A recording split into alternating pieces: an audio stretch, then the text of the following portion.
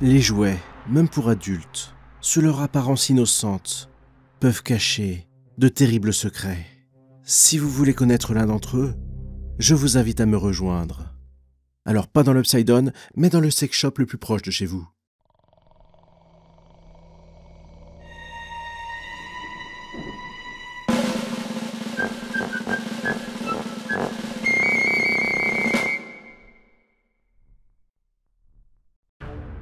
Laissez-moi vous introduire Clitorine. Clitorine est une poupée maudite. D'aucuns disent qu'elle serait la sœur cachée d'Annabelle. Mais là où Annabelle est assoiffée de sang, Clitorine, quant à elle, est surtout assoiffée de sexe. La poupée Clitorine est un modèle de poupée érotique, commercialisé dans les années 80 par une célèbre chaîne de magasins de luxure. Fabriquée à 500 exemplaires seulement, les incidents dont elle a fait l'objet ont tous été étouffés par la marque, afin de ne pas nuire à sa réputation. En effet, la poupée Clitorine a quelque chose de particulier. Ce n'est pas une poupée érotique comme les autres. Elle renferme un talisman vaudou, qui est censé procurer une libido exceptionnelle. Ce talisman, fabriqué à base d'ingrédients secrets et d'une touffe de poils pubien ayant appartenu à Geneviève de Fontenay, était placé dans un endroit stratégique, dont je ne ferai mention ici. Le vrai défi réside dans l'aspect de la poupée.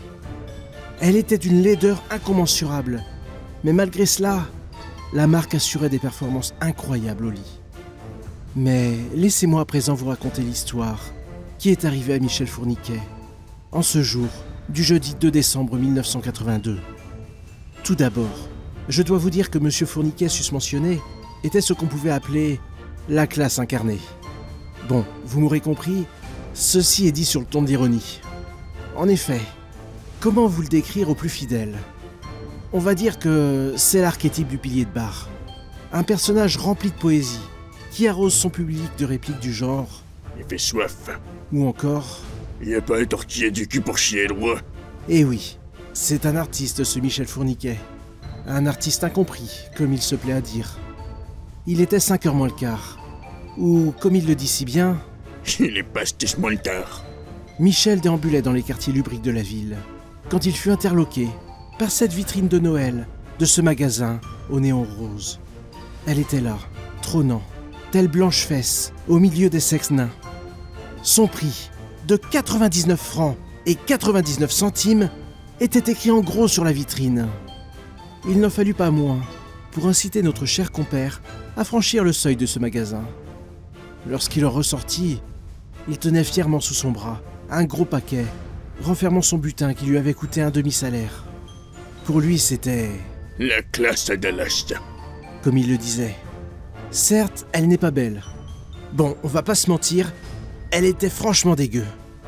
Mais comme notre Michel Fourniquet le dit si bien avec toute sa philosophie... Bite n'a pas d'œil. Michel n'avait qu'une hâte, c'était de rentrer pour pouvoir tirer son coup.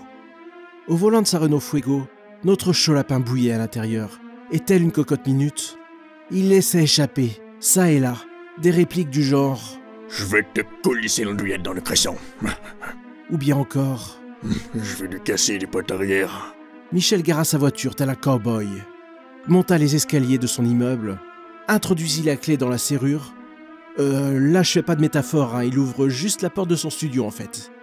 Puis il se jeta sur le canapé, déballant sa sa conquête, et commença son affaire. Dans la précipitation, il avait oublié de tirer les rideaux. Et vivant dans un studio qui donnait sur un autre appartement en face, il n'avait pas prévu que sa voisine serait en train de dîner face à sa fenêtre, voyant ce minable spectacle. Alors dans des situations comme ça, il y a deux façons d'agir. Soit on réfléchit, on essaye de se retirer le plus discrètement possible, jouant sur un possible malentendu, ou alors on y va à l'instinct. On se lève de surprise, dans le plus simple appareil, pour tirer les rideaux, laissant admirer l'affreux spectacle et ne laissant plus aucune place à l'ambiguïté. Je vous laisse deviner la réaction de notre Roméo, qui, au passage, n'a pas manqué de se prendre les pieds dans son froc baissé et de se vautrer sur le sol, sans avoir pu tirer les rideaux avant, bien sûr. Après cette mésaventure, les rideaux enfin tirés, notre Don Juan se trouvait en toute intimité avec Clitorine et pouvait enfin tirer son coup en toute discrétion. Mais passons. Une fois son affaire terminée, suivie par une seconde, une troisième et une quatrième mi-temps, les choses allaient bientôt tourner au cauchemar. Et c'est là que débute l'histoire de Clitorine. Comme dans toute histoire d'horreur qui se respecte, ça a commencé par de petites choses, presque insignifiantes, avant de s'amplifier progressivement. Au début, c'était des objets qui changeaient de place, du classique quoi. Mais quand il retrouva sa poupée dans une position on ne peut plus explicite sur le canapé et la télévision allumée, diffusant un de ses films labellisé Deutsche Qualität, le doute laissa place à une certitude que même un esprit aussi simple que le sien pouvait comprendre. Sa poupée était possédée par un esprit lubrique. Mais loin de prendre peur en voyant sa poupée s'animer et prendre des positions on ne peut plus créatives les unes que les autres, cette situation réjouit notre fifou de la turlute qui vit là une occasion de prendre davantage de plaisir. Et du plaisir, il allait en avoir. Mais chaque chose a son prix. Et Michel allait le payer de ses bourses.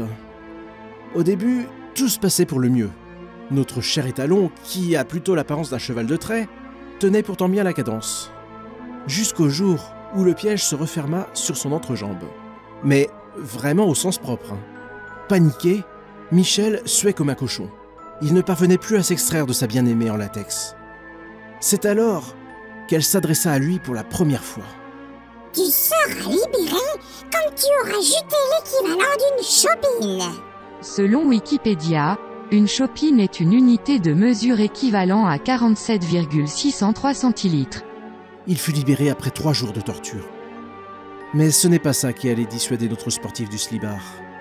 Après un savant calcul, dont il avait le secret, il avait calculé que 5 jours d'abstinence suffiraient à lui donner les ressources nécessaires pour fournir la rançon de sa libération phallusienne. Mais autant vous dire que, comme tous ses calculs, celui-ci était également erroné. Mais dans son malheur, il n'y avait pas de regret à avoir. Car cette fois-ci, lorsque Michel reprit ses activités avec Clitorine, ce n'est pas une chopine qu'elle lui demanda en retour, mais une pinte, soit le double, presque 1 litre de jute que Michel ne pouvait bien sûr pas fournir. Le pauvre Michel était aussi à sec que le désert du Sahara. C'est alors que Clitorine lui donna un ultimatum. Il avait 1 heure pour fournir ce qui était demandé. Sinon, il pourrait dire au revoir à son sexe. Pour reprendre ces mots, on peut dire que... Il y a une couille dans le potage. Bon, je pense que vous avez deviné la fin de l'histoire. Vous sentez bien l'étau se refermer sur le chibre de Michel. Eh bien, je peux vous dire que lui aussi l'a bien senti. Je vous passerai les détails, mais quelque chose de tranchant sortit de l'orifice dans lequel il était introduit, telle une guillotine à saucisson. Vous savez, le truc qu'on voit parfois dans les apéros. Et ch'quick! Dans un cri d'une douleur atroce, Michel Fourniquet perdit la chose la plus chère à ses yeux. Mais le supplice n'était pas encore terminé. Clitorine se leva face à Michel, qui était au sol, une mare de sang coulait entre ses jambes. Elle s'approcha de lui agrippa les bourses avec une main et les lui arracha délicatement, pour ensuite les poser sur son nez. Un peu ironique quand on sait que la réplique favorite de Michel, c'était « Mes couilles sur ton nez, ça fait un raison. » Après quelques incidents de ce genre, la poupée Clitorine disparut du marché. Mais on peut dire que... il y a encore quelques exemplaires sur le marché noir. Alors attention quand vous achetez une poupée. Si elle s'appelle Clitorine, à votre place, je crois que je me méfierais et que je me tiendrais assez éloigné. Eh, vous êtes toujours là? J'espère que cette petite troll pasta du 1er avril vous a plu. Je tiens à remercier particulièrement mon ami Tablounet, enfin la table du Chapelier Fou, qui a vraiment tout donné pour me faire cette superbe voix de Michel Fourniquet. Franchement, c'est génial. Et si vous ne connaissez pas sa chaîne, je vous encourage vivement à aller y faire un tour parce qu'il y a vraiment des trucs super qualité. Durant cette histoire, j'ai eu un petit peu de mal à garder mon sérieux tout du long. Franchement, il y a eu des passages dans l'enregistrement où c'était vraiment très galère. Je vais vous mettre juste un extrait là, à la suite, parce que c'est vraiment le passage que j'ai eu le plus de mal à faire. J'espère juste que je vais pas me faire strike pour avoir cité quelqu'un de célèbre. Mais voilà quoi, faut bien déconner à un moment. Donc tous mes respects à Geneviève de Fontenay. Et après ce bêtisier, faites bien attention aux petites miniatures en fin de vidéo. Il y a une surprise cachée. Je vous en dis pas plus. À la prochaine tout le monde. Et puis, joyeux poisson d'avril. Je me sens si sale pour ce que je vais faire. Ce n'est pas une poupée érotique comme les autres. Elle renferme... Elle renferme un talisman vaudou qui est censé procurer... Oh putain. Qui est censé procurer une libido exceptionnelle. Ce talisman... Ce talisman, fabriqué... Fabriqué à base d'ingrédients... Fabriqué à base d'ingrédients secrets.